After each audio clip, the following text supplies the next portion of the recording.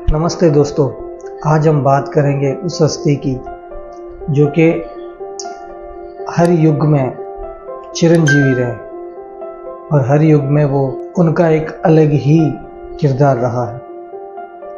हम बात करेंगे परशुराम जी की। परशुराम जी जो कि 8 चिरंजीवियों में से एक थे, जिन्होंने अपने पिता के कहने पे अपनी माँ का सिर धड़ से अलग कर दिया था। हाँ दोस्तों, ये बिल्कुल सच है और इसके बारे में मैं आज आपको पूरी कथा करके बताऊंगा। तो जुड़े रहिए मेरे साथ और चैनल को सब्सक्राइब कर लीजिए और बेल आइकन ज़रूर दबाइए ताकि मेरी हर एक वीडियो की नोटिफिकेशन आप तक पहुंचती रहे। तो चलिए चलते हैं वीडियो की तरफ। परशुराम जी ने अपनी माँ का सिर धड़ से अलग कर दिया। आखिर ऐसा क्यों किया उन्होंने? एक बार माता रेणुका अपने पति ऋषि चंतकगिनी के यज्ञ के लिए पानी लेने के लिए गई। आश्रम के बाहर एक तालाब के पास जाके पानी लेने के लिए गई थी।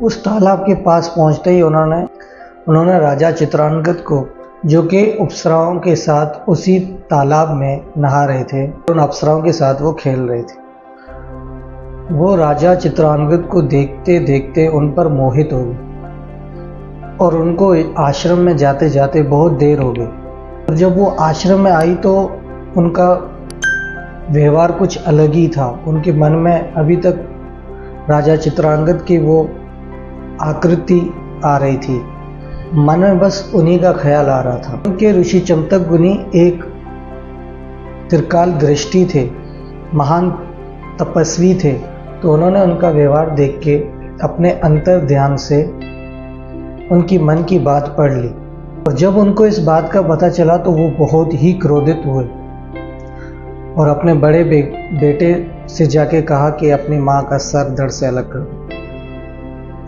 लेकिन उसका बेटा, जो कि बहुत ही संस्कारी था और ब्राह्मण था, तो वो काम ना कर सका और वो अपनी माँ की ममता याद करते हुए उनका गला ना काट सके।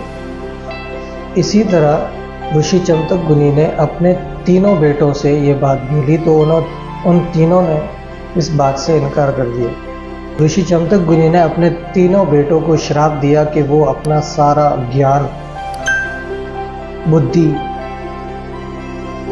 और विवेक खो देंगे। लास्ट में वो अपने सबसे छोटे बेटे परशुराम के पास गए और उनसे भी यही बात जाके बोली।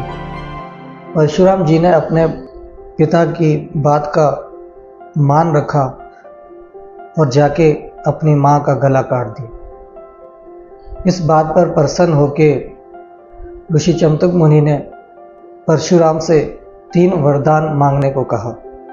परशुराम जी ने भी बहुत समझदारी से 3 वर मांगे। सबसे पहला वर उन्होंने ये मांगा कि उनकी माँ जो है वो जीवित हो जाए, और दूसरे वर में मांगा कि वो जो कुछ भी अभी हुआ वो सब वो भूल जाए, और तीसरा वर ये मांगा कि मेरे तीनों भाइयों को ज्ञान, विवेक और बुद्धि वापसी मिल जाए। ऋषि चंतकमुनि परशुराम जी की ये समझदारी देखकर बहुत प्रसन्न हुए और उनको बोला कि तथास्तु। लेकिन फिर भी एक समस्या थी जो परशुराम जी को आ रही थी।